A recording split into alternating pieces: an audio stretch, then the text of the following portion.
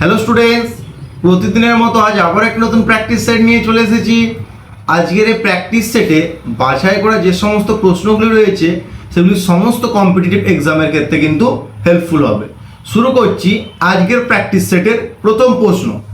ত্রিপিটক কোন ভাষায় রচিত? ত্রিপিটক কোন ভাষায় রচিত? অপশন সংস্কৃত, নাকি পালি, নাকি প্রাকৃত, নাকি সিংহলি? কি হবে? পালি ভাষায় কিন্তু ত্রিপিটক রচিত। আচ্ছা, ত্রিপিটক কয়টি পিটকের সমাহার? তিনটি। আচ্ছা, কি কি? বিনয় পিটক, সূত্র পিটক আর অভিধর্ম পিটক। আচ্ছা, বিনয় পিটকে কি লেখা রয়েছে? বৌদ্ধ ভিক্ষুকদের আচরণ, অর্থাৎ বৌদ্ধ ভিক্ষুরা কেমন ভাবে তাদের জীবনকে চালনা করবে, পালনীয় কি কি তাদের কর্তব্য, সেই সমস্ত কিন্তু বিষয়গুলো বিনয় পিটকে লেখা রয়েছে। আচ্ছা, সূত্র পিটকে কি লেখা রয়েছে? বুদ্ধের বাণী কিন্তু সূত্র পিটকে লেখা রয়েছে।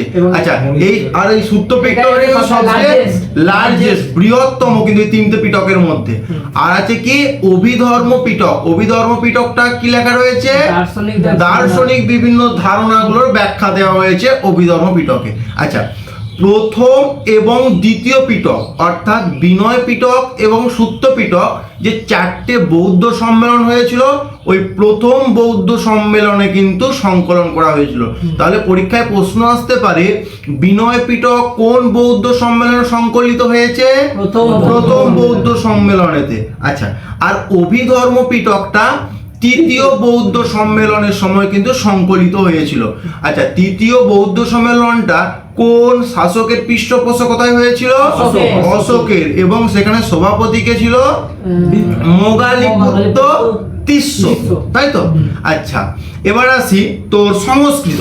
সংস্কৃত ভাষায় কি না, গৌতম বুদ্ধের যে জীবনী সেটাকে অশ্বঘোষ এই সংস্কৃত ভাষায় কিন্তু রচনা করেছে, যার নাম হচ্ছে বুদ্ধচরিত। তাহলে বুদ্ধচরিত কে রচনা করেছে? অশ্বঘোষ। কোন ভাষায় রচনা করেছে? সংস্কৃত ভাষায়। কি নিয়ে লেখা রয়েছে? গৌতম বুদ্ধের জীবন কাহিনী নিয়ে কিন্তু লেখা রয়েছে। আচ্ছা, প্রাকৃত। আচ্ছা, প্রাকৃত ভাষায় কি লেখা রয়েছে? জৈনদের ধর্মগ্রন্থ কিন্তু প্রাকৃত ভাষায় লেখা রয়েছে। আচ্ছা, সিংহলি। সিংহলি ভাষায় কি না, গৌতম বুদ্ধের তোর এই বৌদ্ধ ধর্মের ত্রিপিটক যেমন একটি বিখ্যাত গ্রন্থ, সেরকম হচ্ছে তো দিব্যবংশ এবং মহাবংশ। দিব্যবংশ এবং মহাবংশ এই দুটি বৌদ্ধ গ্রন্থ দুটিও কিন্তু তোর এই সিংহলি ভাষায় কিন্তু লেখা হয়েছে। হলো? আচ্ছা, নেক্সট প্রশ্ন। আমন ধান কখন রোপণ করা হয়? রোপণ মানে লাগানো হয়। আমন ধান কখন রোপণ করা হয়?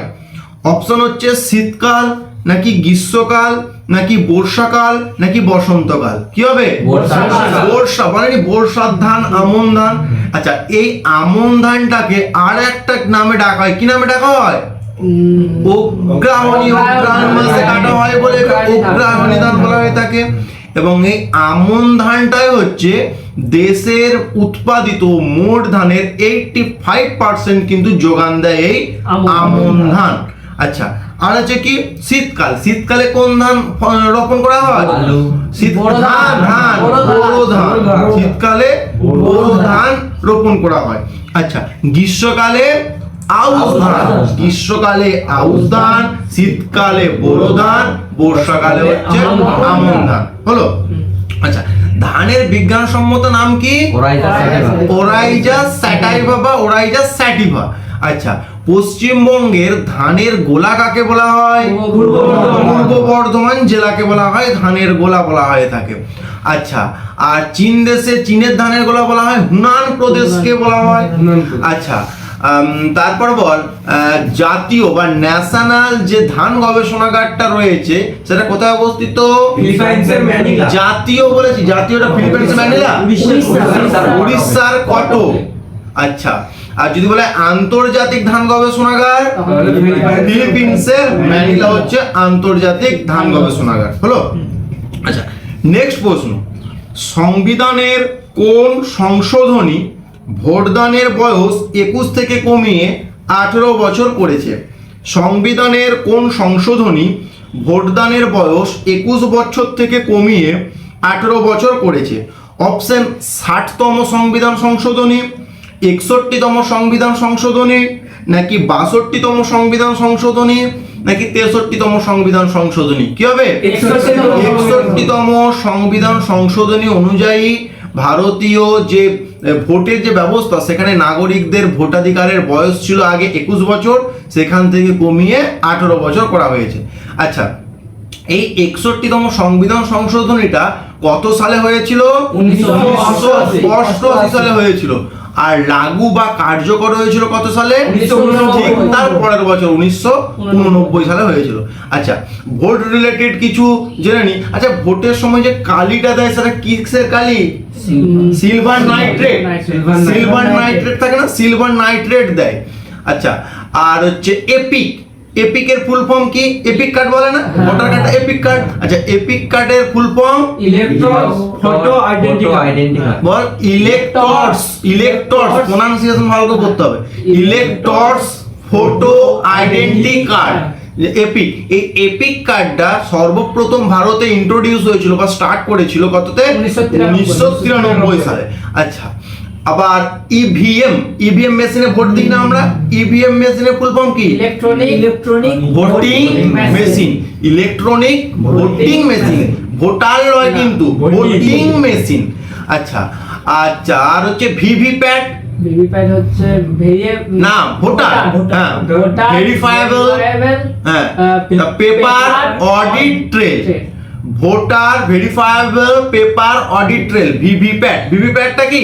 ওই যে ইভিএম এ যখন আমরা রামসাম যদু মধু যে দল কি ভোট দিই না কেন, তারপর পাশে একটা বক্স রাখা থাকে না, যেখানে কাঁচ দিয়ে রাখা থাকে, আমরা দেখতে পাই যে আমরা যাকে দিলাম ভোটটা তার ঘরে পড়লো কিনা ভোটটা, ওই কাঁচের ওই বক্সটাকে বলা হয় থাকে ভিভিপ্যাট। হলো? আচ্ছা, এবার বল ন্যাশনাল ভোটার্স ডে কত সালে, কত তারিখে পালিত হয়? 25শে জানুয়ারি। হলো? আচ্ছা, এটা কিন্তু 61তম সংবিধান সংশোধনী। আর 61 নাম্বার ধারা বললে সেটা কি? রাষ্ট্রপতির ইমপিচমেন্টকে বোঝায়। হলো? আচ্ছা, নেক্সট প্রশ্ন। টেস্টোস্টেরন হরমোন খরিত হয়। টেস্টোস্টেরন হরমোন খরিত হয় কোথা থেকে? অপশন বলছে শুক্রাশয় থেকে, নাকি ডিম্বাশয় থেকে, নাকি অ্যাড্রিনাল গ্রন্থি থেকে, নাকি অগ্নাশয় থেকে? কি হবে? শুক্রাশয় থেকে কিন্তু টেস্টোস্টেরন হরমোন খরিত হয়। আচ্ছা, এই টেস্টোস্টেরন হরমোনের ফলে কি কি হয় বলতো? পেশিবহুল চেহারা, পুরুষদের পেশিবহুল চেহারা হয়, গলার স্বরতন্ত্রী মোটা হয়, আর কি হয়? দাড়ি, গোঁফ গজায়, এগুলো সব টেস্টোস্টেরন হরমোনের ফলে কিন্তু হয়ে থাকে, যেটা শুক্রাশয় থেকে খরিত হয়। আচ্ছা, ডিম্বাশয় থেকে কি কি খরিত হয়? ইস্ট্রোজেন এবং প্রজেস্টেরন। এই দুটো হরমোনই কিন্তু এটা মহিলাদের খরিত হয়, এবং এর জন্য কি হয়ে থাকে না, মাসিক ঋতুচক্রটা কিন্তু নিয়ন্ত্রিত হয় ইস্ট্রোজেন এবং প্রজেস্টেরন হরমোনের প্রভাবে। এবং ইস্ট্রোজেনের প্রভাবে মহিলাদের শরীর নরম বা কোমল এবং মসৃণ হয়। আচ্ছা, তার পাশে গোলা সরু হয়, বক্ষের সৌন্দর্য বৃদ্ধি পায়। এগুলো সব হচ্ছে কি? ইস্ট্রোজেন হরমোনের কাজ। আচ্ছা, অ্যাড্রিনাল গ্রন্থি থেকে কি খরিত হয়? অ্যাড্রিনালিন খরিত হয়, যে অ্যাড্রিনালিন হরমোনের কাজ কি? আপাতকালীন হরমোন বা জরুরিকালীন হরমোন। অর্থাৎ এমার্জেন্সি কালীন যখন হবে তখন কি এই হরমোন ক্ষরণ হবে এবং শরীরকে একটা ভারসাম্য অবস্থায় এনে দেবে। ঠিক আছে? এজন্য অ্যাড্রিনালিন গ্রন্থিকে বলা হয়ে থাকে কি? আপাতকালীন হরমোন বা জরুরিকালীন হরমোন, যেটা অ্যাড্রিনাল গ্রন্থি থেকে খরিত হয়। হলো? আচ্ছা, নেক্সট অপশন আছে অগ্নাশয় থেকে। অগ্নাশয় থেকে কোন কোন হরমোন খরিত হয়? Insulin, glucagon, somatostatin. আচ্ছা, ইনসুলিনটা কোথা থেকে খরিত হয়? অগ্নাশয়ের আইল্যান্ডস অফ ল্যাঙ্গারহ্যান্ডস এর বিটা কোষ থেকে ইনসুলিন, ডেল্টা কোষ থেকে, তো ডেল্টা বলছি, আলফা কোষ থেকে গ্লুকাগন, আর হচ্ছে সোমাটোস্ট্যাটিন হচ্ছে ডেল্টা কোষ থেকে। হলো? আচ্ছা, নেক্সট প্রশ্ন। প্লাবন সমভূমিতে নবীন পলিমাটি গঠিত ভূভাগ। প্লাবন সমভূমিতে নবীন পলিমাটি গঠিত ভূভাগ হলো খাদার, নাকি ভাঙ্গার, নাকি পটজোল, নাকি সিরোজেম? কি হবে? খাদার হচ্ছে নবীন পলিগঠিত ভূভাগকে বলা হয়ে থাকে খাদার। আর প্রাচীন পলিগঠিত ভূভাগকে কি বলা হয়ে থাকে? ভাঙ্গার বলা হয়ে থাকে। আচ্ছা, পটজল। পটজল কি এক ধরনের মৃত্তিকা, এই পটজল মৃত্তিকার যে প্রসেসটা সেটা কি বলা হয় পটজলাইজেশন, অর্থাৎ পটজল মৃত্তিকা তৈরির যে প্রসেস সেটাকে বলা হয় পটজলাইজেশন। আচ্ছা, পটজল মৃত্তিকা আমরা কোথায় দেখতে পাবো? পার্বত্য হ্যাঁ, ওই শীতল বা আর্দ্র শীতল আর্দ্র অঞ্চলের পার্বত্য বা সরল বর্গীয় অরণ্য অঞ্চল যেখানে রয়েছে সেখানে কিন্তু আমরা এই পটজল মৃত্তিকাটা দেখতে পাবো। এই মৃত্তিকাটা কেমন হয় বলতো? একটু টকটক হয়, অম্লধর্মী, ঠিক আছে? পটজল মৃত্তিকা অম্লধর্মী হয়। আচ্ছা, সিরোজেম মৃত্তিকা কোথায় দেখতে পাবো আমরা? মরু বা মরুপ্রায় শুষ্ক অঞ্চলে কিন্তু আমরা দেখতে পাবো সিরোজেম মৃত্তিকা। হলো? আচ্ছা, নেক্সট প্রশ্ন, বদ্রীনাথ শহর কোন নদীর তীরে অবস্থিত? বদ্রীনাথ শহর কোন নদীর তীরে অবস্থিত? অপশন অলকানন্দা, নাকি মন্দাকিনী, নাকি যমুনা, নাকি গঙ্গা? কি হবে? অলকানন্দা নদীর তীরে কিন্তু বদ্রীনাথ ধামটি বা শহরটি অবস্থিত। আচ্ছা, এই অলকানন্দা নদীর উৎপত্তি স্থল কোথা থেকে? শতপথ গ্লেসিয়ার বা হিমবাহ থেকে। শতপথ হিমবাহ থেকে কিন্তু অলকানন্দার উৎপত্তি হয়েছে। আচ্ছা, অলকানন্দার সাথে বিভিন্ন নদীগুলো এসে মিলিত হয়ে বিভিন্ন প্রয়াগ সৃষ্টি করেছে, এগুলো বলছি নি, তাহলে অনেক বড় হয়ে যাবে ভিডিও। আমরা প্রিভিয়াস ভিডিওতে আমরা এগুলো নিয়ে আলোচনা করেছি যে 5টা প্রয়াগ কোন কোন জায়গায় মিলিত হচ্ছে, কোন কোন প্রয়াগটার নাম এইটা হচ্ছে, এগুলো নিয়ে আলোচনা হয়েছে। আচ্ছা, তাহলে অলকানন্দা নদীর তীরে বদ্রীনাথ শহরটি অবস্থিত এবং অলকানন্দা নদীটি কি শতপথ গ্লেসিয়ার থেকে বা শতপথ হিমবাহ থেকে কিন্তু উৎপত্তি হয়েছে। আচ্ছা, এবার আছে মন্দাকিনী। মন্দাকিনী নদীর তীরে কোন একটি বিখ্যাত ধাম অবস্থিত? কেদারনাথ। তাহলে বদ্রীনাথ কেদারনাথ আমরা একসাথে বলি, কিন্তু এটা দুটো ভিন্ন ভিন্ন জায়গায় কিন্তু অবস্থিত। বদ্রীনাথটা অলকানন্দা নদীর তীরে অবস্থিত আর কেদারনাথটা কিন্তু মন্দাকিনী নদীর তীরে অবস্থিত। আর কি আছে? যমুনা। যমুনা নদীর তীরে কোন কোন শহর অবস্থিত? আগ্রা, মথুরা, এইগুলো, ঠিক আছে? আচ্ছা, দিল্লি, আগ্রা, মথুরা, এটা হচ্ছে যমুনা নদীর তীরে অবস্থিত। আচ্ছা, গঙ্গা নদীর তীরে অবস্থিত কি কি? ঋষিকেশ, হরিদ্বার, ভাগলপুর, বিহারের ভাগলপুর গঙ্গা নদীর তীরে অবস্থিত। আচ্ছা, বল কলকাতা কোন নদীর তীরে অবস্থিত? হুগলি। কেন গঙ্গা হবে না? হ্যাঁ, আচ্ছা, গঙ্গা অনেক নামে পরিচিত। উৎপত্তি স্থল থেকে অর্থাৎ গাঙ্গেত্রী হিমবাহতে উৎপত্তি হয়ে একবারে তোর হরিদ্বার সমভূমি, মানে তোর হরিদ্বার সমভূমি ভুল বলছি, দেবপ্রয়াগ, যখন অলকানন্দার সাথে মিলিত হচ্ছে সেটা দেবপ্রয়াগ বলা হচ্ছে। ওই উৎপত্তি স্থল থেকে দেবপ্রয়াগ পর্যন্ত গঙ্গার নাম ছিল প্রথমে ভাগীরথী। তাহলে পরীক্ষায় প্রশ্ন আসতে পারে যে গঙ্গার উৎপত্তি স্থলে বা উৎসস্থলে কি নামে পরিচিত ছিল? আনসার হয়ে যায় ভাগীরথী। তারপর গঙ্গা নদী যে অলকানন্দার সাথে মিলিত হয়ে গেল, তারপর গঙ্গা নাম নিয়ে কিন্তু প্রবাহিত হচ্ছে, ঠিক আছে? এবং মুর্শিদাবাদের তোর ভগবানগোলার ধুলিয়ান প্রদেশে, মুর্শিদাবাদের ধুলিয়ান প্রদেশের ভগবানগোলাতে গঙ্গাটা দুটো শাখায় ভাগ হয়ে যাচ্ছে। প্রধান শাখাটা কি পদ্মা নামে বাংলাদেশে চলে গেল এবং অপ্রধান শাখাটি কি পশ্চিমবঙ্গের মাঝ বরাবর দক্ষিণ দিকে প্রবাহিত হয়ে একবারে বঙ্গোপসাগরের সাথে মিলিত হচ্ছে। এই যে মিলিত হচ্ছে অপ্রধান শাখাটি, সেটাকে আবার দুটো নাম আছে, কি কি? একটা ভাগীরথী আর একটা হচ্ছে হুগলি। ওই যে মুর্শিদাবাদ থেকে মায়াপুর নবদ্বীপ পর্যন্ত এই অংশটা গঙ্গা নদীর দৈর্ঘ্য যতটা রয়েছে ওইটাকে বলা হয়ে থাকে ভাগীরথী, আর মায়াপুর নবদ্বীপ থেকে একবারে তোর বঙ্গোপসাগর পর্যন্ত সেটা হচ্ছে হুগলি। হলো? তাহলে গঙ্গা নদীর উৎপত্তি স্থল ভাগীরথী, তারপরে গঙ্গা নাম হলো, তারপরে আবার একটা শাখা পদ্মা নামে চলে গেল বাংলাদেশে, আবার এই যে দক্ষিণ দিকে যে শাখাটা চলে যাচ্ছে তার আবার দুটো নাম, ওই মুর্শিদাবাদ ধুলিয়ান প্রদেশ থেকে তোর একবারে কতটা পর্যন্ত? মায়াপুর নবদ্বীপ পর্যন্ত এই শাখাটা, ওই দূরত্বটা বা ওই অংশটাকে, গঙ্গার ওই অংশটাকে বলা হয়ে থাকে কি? ভাগীরথী। এবং হচ্ছে শেষ অংশটাকে অর্থাৎ মায়াপুর নবদ্বীপ থেকে একবার বঙ্গোপসাগর পর্যন্ত সেটা বলা হয় হুগলি। তাহলে কলকাতা কোন নদীর তীরে অবস্থিত? হুগলি নদীর তীরে। যদি হুগলি অপশন না থাকে তখন কিন্তু আমরা করব গঙ্গা। হলো? আচ্ছা, নেক্সট প্রশ্ন তোর, একটি লোহার বল খুব সহজেই পারদের ওপর ভেসে থাকতে পারে, তার কারণ কি? একটি লোহার বল খুব সহজেই পারদের ওপরে ভেসে থাকতে পারে, তার কারণ কি?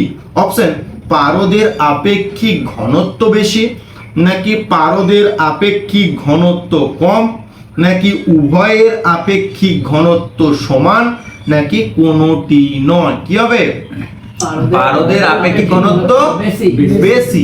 আচ্ছা, আপেক্ষিক ঘনত্ব কি না কোনো একটি যে বস্তুর আমরা আপেক্ষিক ঘনত্ব বা যে পদার্থের আমরা আপেক্ষিক ঘনত্বটা নির্ণয় করব তার ঘনত্ব দেখব, তার ঘনত্ব কতটা রয়েছে, আর 4 ডিগ্রি সেন্টিগ্রেড উষ্ণতায় জলের ঘনত্ব দেখব কত, দিয়ে তাকে যখনই ভাগ করে দেবো সেটা দিয়ে সেটা হয়ে যাবে আপেক্ষিক ঘনত্ব। আচ্ছা, আপেক্ষিক মানে কি?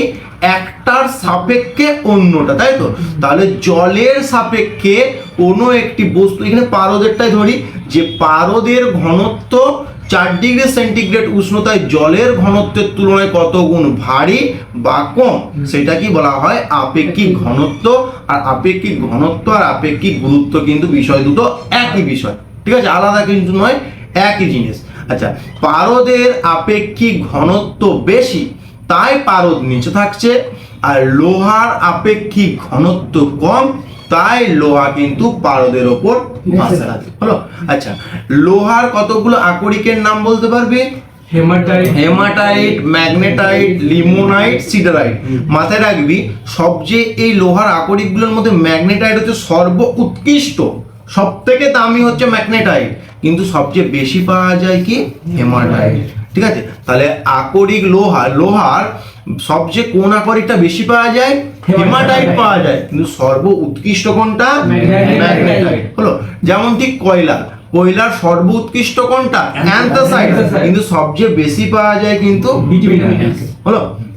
আচ্ছা, পারদ কি না পারদ, আচ্ছা বলতো, ডাক্তারি থার্মোমিটারে ওই যে উষ্ণতার বা আমাদের শরীরের তাপমাত্রা মেজারমেন্ট করার জন্য সেখানে কোন পদার্থ দেওয়া হয়ে থাকে? পারদ। আচ্ছা, পারদ দেওয়ার কারণটা কি? মাথায় রাখবি, পারদ হচ্ছে তাপের সুপরিবাহী, তাপের সুপরিবাহী, অর্থাৎ আমাদের শরীর থেকে হিট তোর টেম্পারেচারটাকে অ্যাবজর্ব করে নেয়, দিয়ে পারদের উপর দিকে উঠে যায়, তাহলে বুঝতে পারি যে আমাদের শরীরের টেম্পারেচার কত। বুঝতে পারলি? প্রিভিয়াস ইয়ার্সে প্রশ্ন এসেছে ডাক্তারি থার্মোমিটারে পারদ ব্যবহার করা হয় কেন? কারণ হচ্ছে পারদ হচ্ছে তাপের সুপরিবাহী। হলো? আচ্ছা, পারদ কি? সাধারণ উষ্ণতায়, ঘরের সাধারণ উষ্ণতায় কি একটি তরল কি ধাতু হচ্ছে কি পারদ। আচ্ছা, পারদের একটি আকরিক সিনেবার এবং ক্যালোমেল বা ক্যালামেল, তাই তো? এটা হচ্ছে তোর পারদের আকরিক। আচ্ছা, নেক্সট প্রশ্ন, ভারতীয় সংবিধানের কোন তালিকায় শিক্ষাকে যুক্ত করা হয়েছে? ভারতীয় সংবিধানের কোন তালিকায় শিক্ষাকে যুক্ত করা হয়েছে? অপশন বলছে কেন্দ্রীয় তালিকা, নাকি রাজ্য তালিকা, নাকি যুগ্ম তালিকা, নাকি কোনোটি নয়। অর্থাৎ বলছে যে সপ্তম তফসিলে যে তোর তালিকাগুলো রয়েছে, স্টেট লিস্ট বা ইউনিয়ন লিস্ট বা কনকারেন্ট লিস্ট, কোন লিস্টের মধ্যে শিক্ষাটা পড়ে? কি হবে? যুগ্ম তালিকা। আচ্ছা, যুগ্ম তালিকায় শিক্ষা ছাড়া আর কি কি রয়েছে? বিবাহ রয়েছে এবং ডিভোর্স, বিবাহ বা বিবাহ বিচ্ছেদ, এইটা হচ্ছে কি তোর যুগ্ম তালিকায় রয়েছে। শিক্ষা রয়েছে, আর বন রয়েছে, বিদ্যুৎ আছে। আচ্ছা, বিদ্যুৎ, এগুলো সব হচ্ছে যৌথ তালিকায় রয়েছে। আচ্ছা, যৌথ তালিকার কনসেপ্টটা কোন দেশ থেকে অ্যাডপ্ট করা হয়েছে? অস্ট্রেলিয়া। যৌথ তালিকা হোক বা যৌথ অধিবেশন হোক, এই দুটো কনসেপ্টই কিন্তু অস্ট্রেলিয়া থেকে নেওয়া হয়েছে। আচ্ছা, এই যৌথ তালিকাটা কি না এই সমস্ত বিষয়, অর্থাৎ বিদ্যুৎ বলুক, বিবাহ বা বিবাহ বিচ্ছেদ বলুক, বন বলুক, শিক্ষা বলুক, এই সমস্ত বিষয়ে যদি কোনো আইন প্রণয়ন করতে হয় সেক্ষেত্রে কিন্তু কেন্দ্র এবং রাজ্য যৌথভাবে কিন্তু তারা আইনটা করবে। ঠিক আছে, তাই এটাকে বলা হচ্ছে যৌথ তালিকা, যেটা ভারতীয় সংবিধানের সপ্তম তফসিলে রয়েছে। আচ্ছা, কেন্দ্রীয় তালিকায় কি কি রয়েছে? রেলওয়ে আছে, হ্যাঁ, ডাক ব্যবস্থা, প্রতিরক্ষা ব্যবস্থা, নৌবাহিনী, বিমান বাহিনী, ব্যাংকিং সিস্টেমটা, তারপরে হচ্ছে আর কি জনগণনা বা সেন্সাস, এগুলো কিন্তু সব কেন্দ্রীয় তালিকার মধ্যে পড়ে। আচ্ছা, রাজ্য তালিকার মধ্যে কি কি পড়ে? পুলিশ, কৃষি, স্বাস্থ্য, মিউজিয়াম, লাইব্রেরি, ভূমি রাজস্ব, এগুলো সব কোথায় পড়ে? রাজ্য তালিকার মধ্যে পড়ে। হলো? আচ্ছা, নেক্সট প্রশ্ন, ব্রজদা চরিত্রের স্রষ্টা কে? ব্রজদা চরিত্রের স্রষ্টা কে? অপশন গৌরী কিশোর ঘোষ, নাকি সত্যজিৎ রায়, নাকি সুনীল গঙ্গোপাধ্যায়, নাকি নারায়ণ দেবনাথ? কি হবে? গৌরী কিশোর ঘোষ হচ্ছে ব্রজদা চরিত্রের কিন্তু স্রষ্টা বা নির্মাতা। আচ্ছা, সত্যজিৎ রায় কোন কোন চরিত্রের নির্মাতা? ফেলুদা, ফেলুদা, তারপরে প্রফেসর শঙ্কু, তোপসে, জটায়ু, তাই তো? এগুলো সব কিন্তু সত্যজিৎ রায়ের নির্মিত। আচ্ছা, সুনীল গঙ্গোপাধ্যায়ের কাকা বাবু, সুনীল গঙ্গোপাধ্যায়ের কাকা বাবু। আচ্ছা, নারায়ণ দেবনাথের কি? নন্টে ফন্টে, বাটুল, হাদা মোদা, এগুলো সব কিন্তু নারায়ণ দেবনাথের উল্লেখযোগ্য নির্মাণ।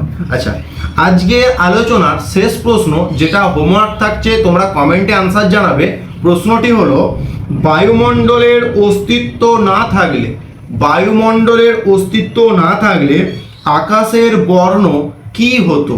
অপশন কালো, সাদা, নীল নাকি লাল? আজকের আলোচনা এখানেই শেষ করছি। দেখা হচ্ছে নতুন ভিডিওতে। যদি কোনো এই প্রশ্ন বিষয়ে কারো আরো এক্সট্রা জিজ্ঞাসা থাকে, তোমরা কিন্তু কমেন্ট বক্সে কমেন্ট করতে পারো।